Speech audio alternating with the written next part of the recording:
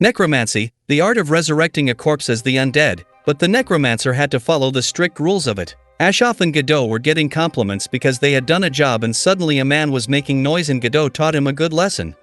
The officers came and said that he was undead. Guideau was unfamiliar and Ashaf told her that it was an old technique to make someone undead, but this was very common in a few days, which was terrifying. Jeff the officer was also worried and told them about the bad situation in the city. They told him that they were magic users, but necromancy wasn't their department. So, Fanora and Johan were summoned. She was very arrogant and treated Johan as her servant. Jeff came to them, and she was silent, but Johan was answering all the questions in her place. Now they sat and started talking. He told about the cases and the undead persons. Johan asked to see them, but Jeff refused and said they were not in the condition to be seen. Fanora heard the whole case and said they might be strays. Jeff was unfamiliar with this term and Fanora and Johan told him about strays. Now she stood up to do further investigations, but Jeff told her that who referred him to her had some instructions for her and she didn't know about Ashaf. In a graveyard, a lady was crying about her lover's death and an unknown man came to her and offered necromancy for free. Johan and Jeff were talking about undead, and Jeff said he could understand how it feels when someone dies. Fanora was also in a church for the process and Fanora said she'd attract the undead with her lantern.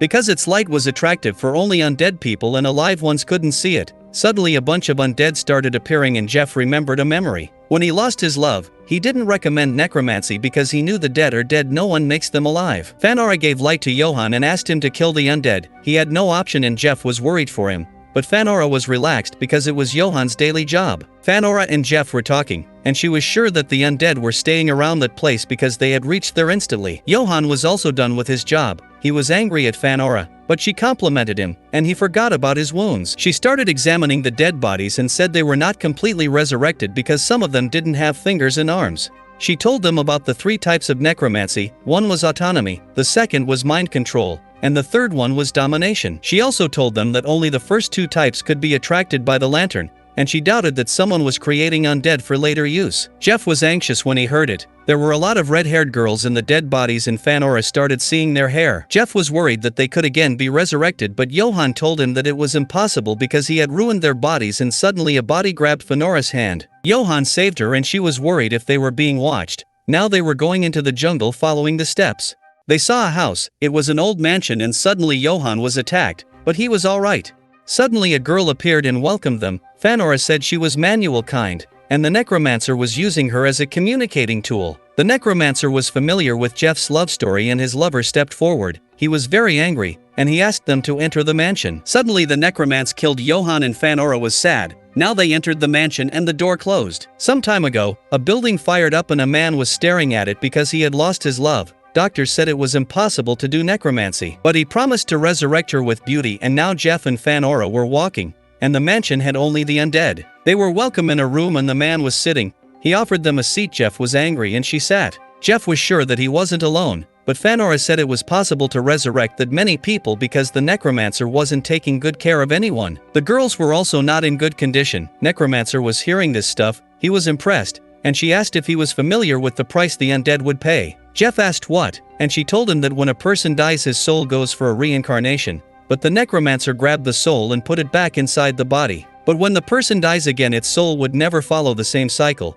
The soul would wander where no left or right, not up and down, called the void. Jeff was shocked. It was cruel. He sought his lover and was frustrated. It was cruel to change fate and make people undead because it was expensive. But the necromancer had no concerns with that, and Jeff asked for his goal. The necromancer thought for a minute and told them about his lady. She was beautiful and her hair was red, but she died, and her body was also ruined, so he wanted to resurrect her with a great beautiful body. For that, he wanted beautiful resources and asked Fanora for her body. Fanora and Jeff were shocked that he had very little to get after doing that much. The necromancer had also understood that Fanora was also a necromancer, but she suddenly stood up and started transforming, and the necromancer came to know that she was a witch too. She was terrifying and the necromancer was shocked that he had summoned the wrong person. Jeff was also surprised. The necromancer also tried to blackmail her in the name of Johan, but she had no serious concerns for Johan and the necromancer got the stress. He summoned his army of undead for the battle, but Our Lady was also a witch. She opened a gate and summoned Knights of Darkness. Instead of Jeff, they started killing everyone. Jeff's love also got killed, and he was sad and Fanora was sorry for his loss, but she also couldn't help him. On the other side, the necromancer ran to his love, and he was frustrated, but he promised to resurrect her, and when he turned, Johan was behind. The The necromancer was shocked because Fanora was with him all the time, but Johann said he was dead and happy. He told him that he was an undead of a witch he was built differently. The necromancer tried to kill him,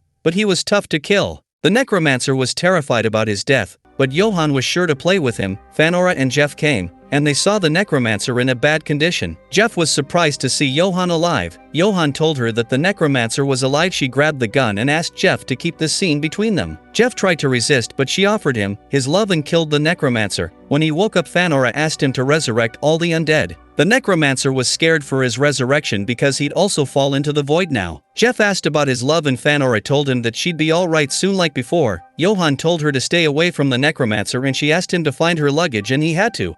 Jeff apologized for his misbehavior and Johann was okay with everything and Fanora punished the necromancer again. Paladin Corps, who deal with witch cases and with the magical cases of the world, they work under a church, and they are responsible for world peace.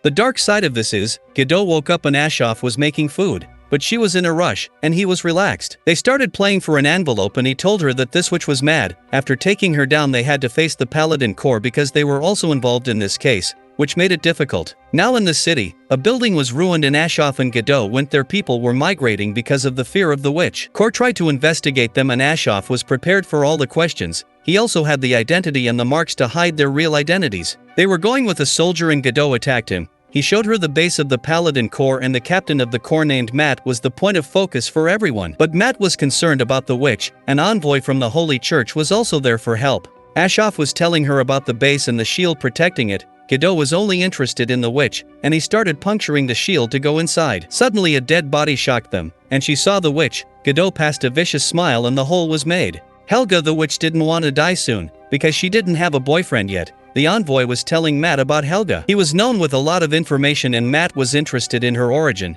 Suddenly his corps was defeated, and the defeater was Ashaf. Guideau was fighting with Helga because it was her therapy to get relaxed and Ashaf was doing something. He completed the process and cast a spell on her. Helga turned into a ball and Guideau was angry because this witch was very weak. But Ashaf was happy because she wasn't very normal. Envoy told Matt that Helga was a descendant of Velvet and Matt was surprised because this race might be weak, but they had a special power. Ashaf was also shocked to see the demon sword in her hands, which is called Ashgon, which can destroy the whole world. Matt ordered his army to capture her without wasting any second and told his army's specials to keep an eye on the envoy too. Ashaf and Guideau were hiding, and he told